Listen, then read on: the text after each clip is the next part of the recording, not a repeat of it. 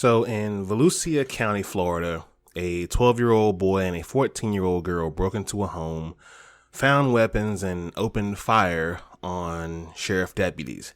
They broke into the home, found multiple guns inside, according to Sheriff Mike Chitwood. The girl was shot in the abdomen and in the arm and is in stable condition now, while the boy surrendered and was not injured.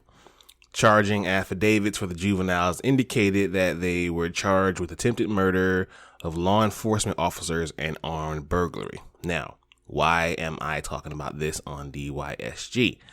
Well, the affidavits included details from an interview with the boy in which he admits to shooting repeatedly at officers using a handgun, a shotgun, and an AK-47 that they had taken from the home. He told investigators that they saw deputies outside the home, at which point the girl said, "I'm gonna roll this down like GTA," referring to the video game Grand Theft Auto.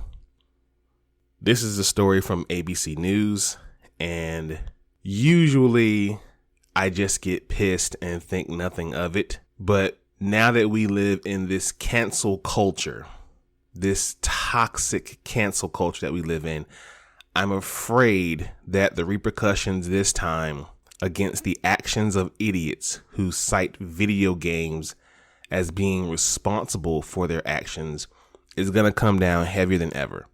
I don't like the way this is going to probably end. So to the people who are responsible, shame on you.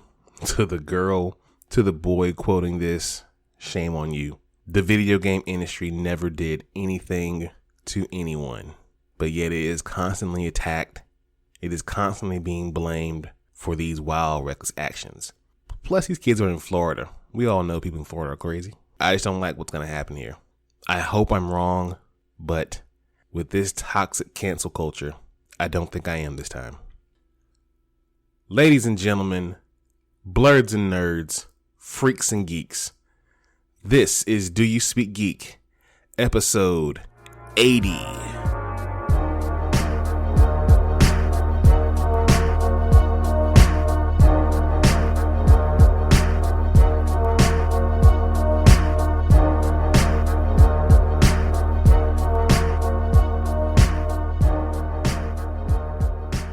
Welcome, everyone. This is Do You Speak Geek. I am your host, Nix, and we are in the 80s now, baby. All right, we are doing our thing. Yo, real quick, I don't know if anyone's seen Cruella yet, but yo, I saw that in theaters last night. Man, yo, I was blown away by how good that was. Like, seriously, like I thought I was blown away by the live adaptation of Beauty and the Beast and then Maleficent, but yo, Cruella was dope. The twist, oh my God. Go see that movie, and if you can, and if you feel safe enough, go see it in theaters. It was amazing.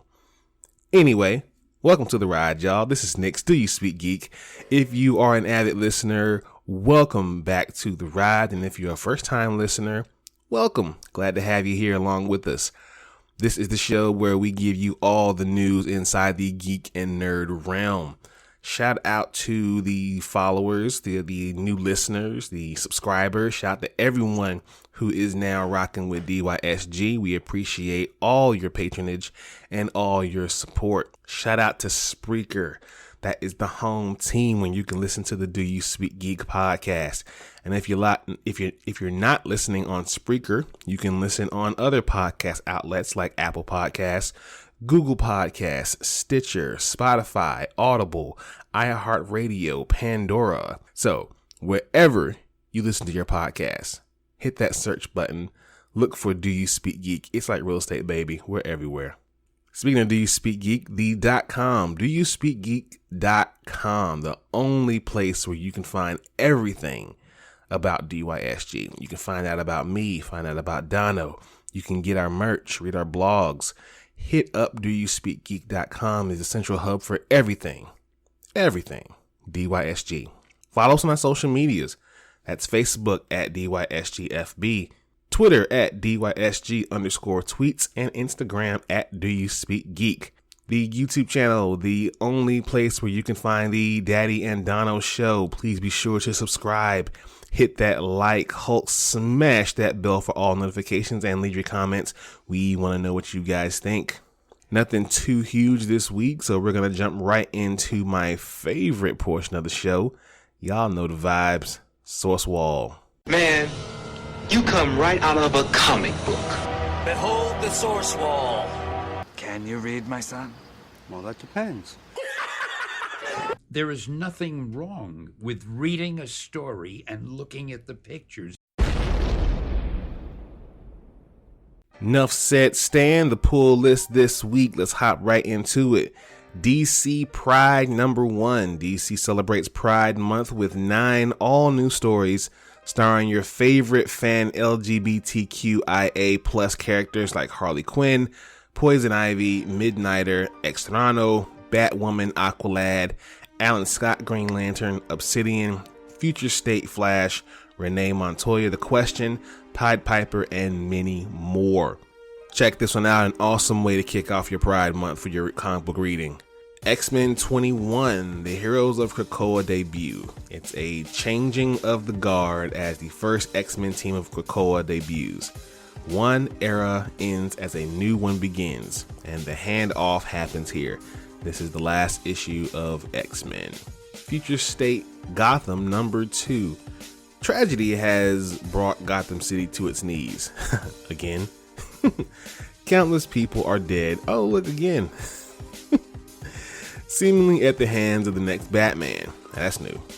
Gotham demands justice, and Red Hood has vowed to answer the call, even if that means beating his way through Nightwing and the rest of the Bat family to do it.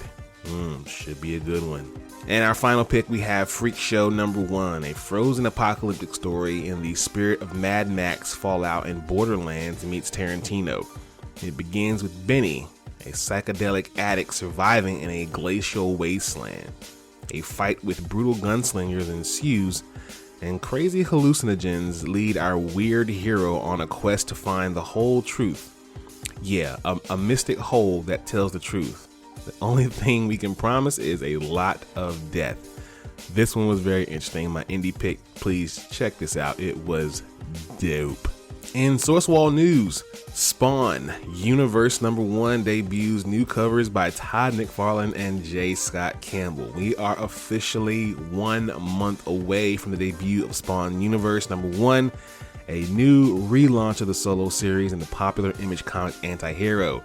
The release will feature an all-star roster of creatives telling stories in the world of Spawn, and it looks like it will include some pretty epic variant covers as well. This past week, Image released the first look of a trio of variants for Spawn Universe number 1, one by the creator himself, Todd McFarlane, and 2 by J. Scott Campbell.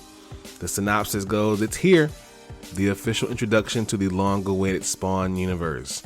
A double-sized issue that begins a story so huge that 3 new Spawn-related monthly titles will spin out from it, including a new Spawn title, Gunslinger Spawn Monthly, oh yeah, I'm sorry, got excited, and a new team book bringing a handful of these characters together in their own book. With this one shot, the world of Spawn changes forever.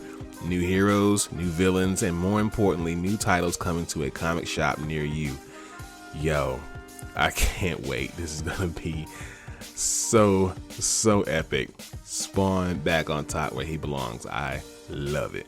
So we have a little switcheroo here when it comes to Marvel Comics. A new Venom and Hulk series have been announced. Now, Marvel is launching a new Venom series this fall, and it will be written by Al Ewing, Ram V, and Brian Hitch, who will succeed Donny Cates and Ryan Stegman.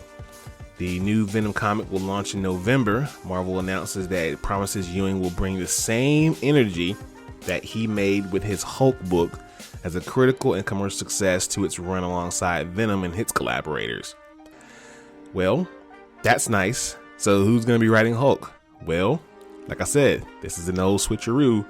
We have Donny Cates writing Hulk, with Amazing Spider-Man and Invincible artist Ryan Otley joining him on the title. That's also scheduled to launch this November. Yo, when I tell you that Donny Cates is about to write the shit out of Hulk, oh my god, it's going to be crazy. Both of these books are going to be great. I can't wait to see what's going to happen in November. Nix is ready. How about you? Let's watch this. Watch this, y'all. Thunder.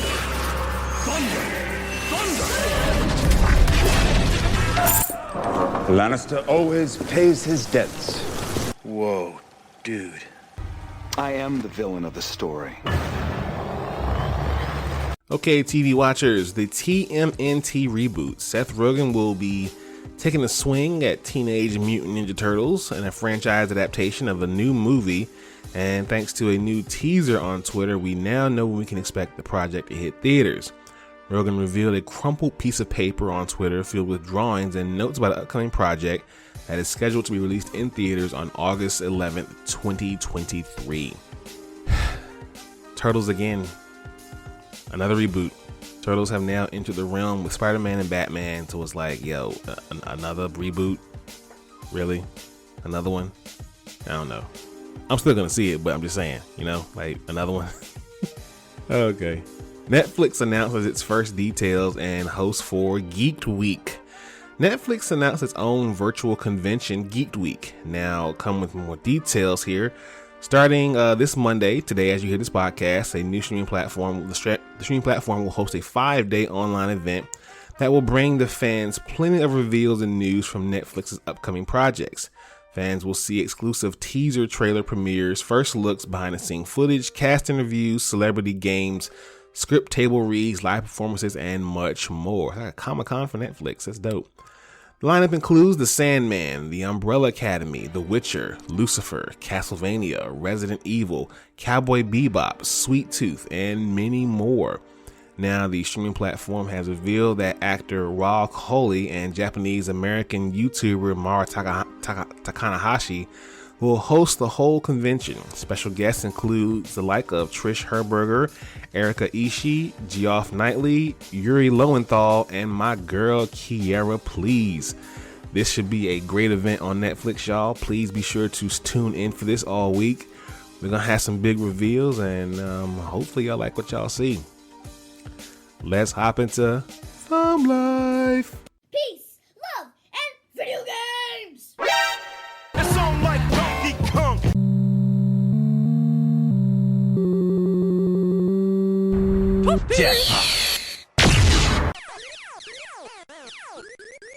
That man is playing Galaga.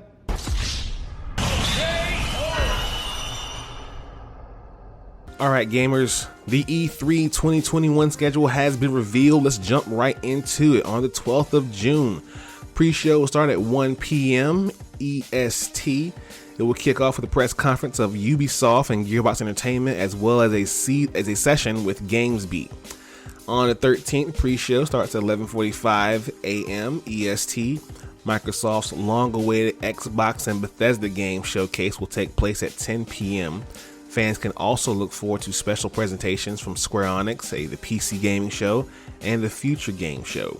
Warner Brothers Games and Back 4 Blood and 24 Entertainment will also be featured. On the 14th, pre-show starts at 11 a.m. Alongside press conferences from several indie developers, presentations from Take-Two Interactive, Mythical Games, Freedom Games, Razer, and Capcom will take place throughout the day. Verizon and Intellivision will also be featured, along with a session from Venn. And on the 15th, pre-show starts at 11 a.m. The last day of E3 will include Nintendo's Direct, Nintendo Treehouse Live program at 9 a.m. Bandai Namco, Eureka Games, and GameSpot will also have focus events. The broadcast will round out with an official E3 awards show.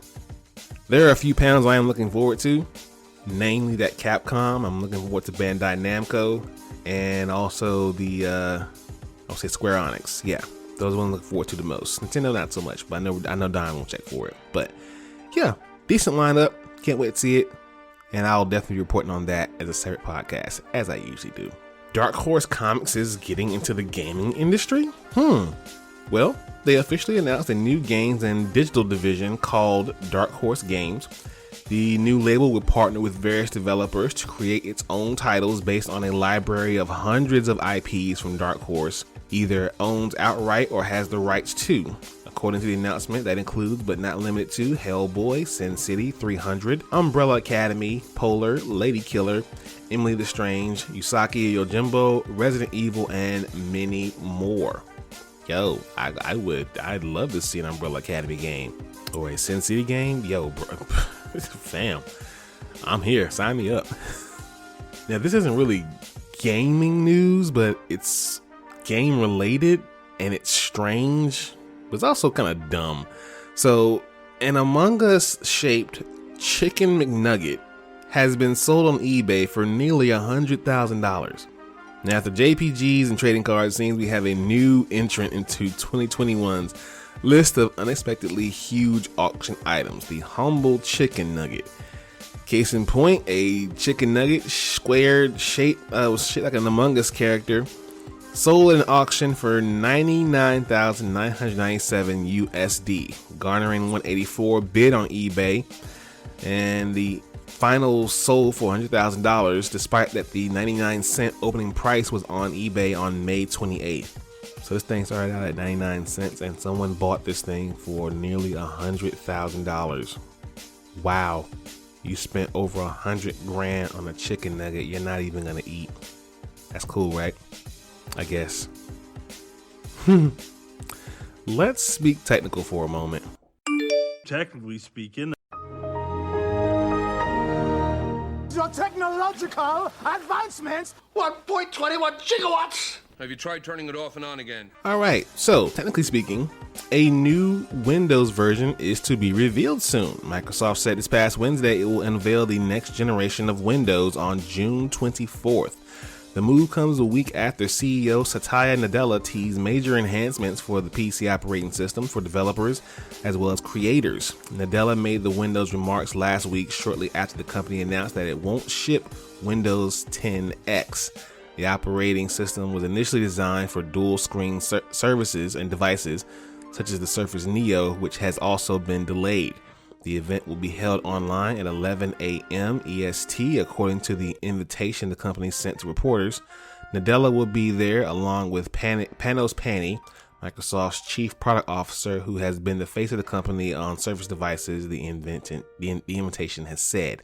Yeah, I'm okay with that. I mean, even though they said they're not going to put out any more Windows versions, but clearly they are. So here we go again. Hopefully it's not a flop like Vista or 8, but we will see. That's all I can say. We'll see. I wonder what they'll call it. Maybe Windows 11, maybe something else kind of crazy. Who knows? But yeah, we'll find out, I guess. Let's mark out. so what you gonna do?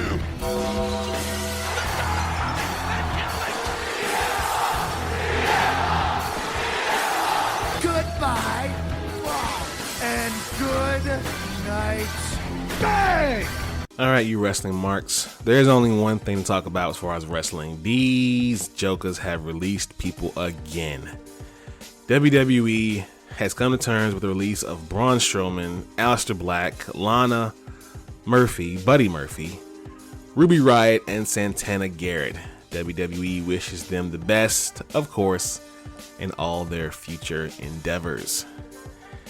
I talked about this already in one of my YouTube videos. I had a live on it featuring the homies Static Jones, Slim Jones, shout out to Candace, and my Uncle Montel. It's just crazy how they keep doing these things to these people, man. They're losing their jobs, man, right in front of us.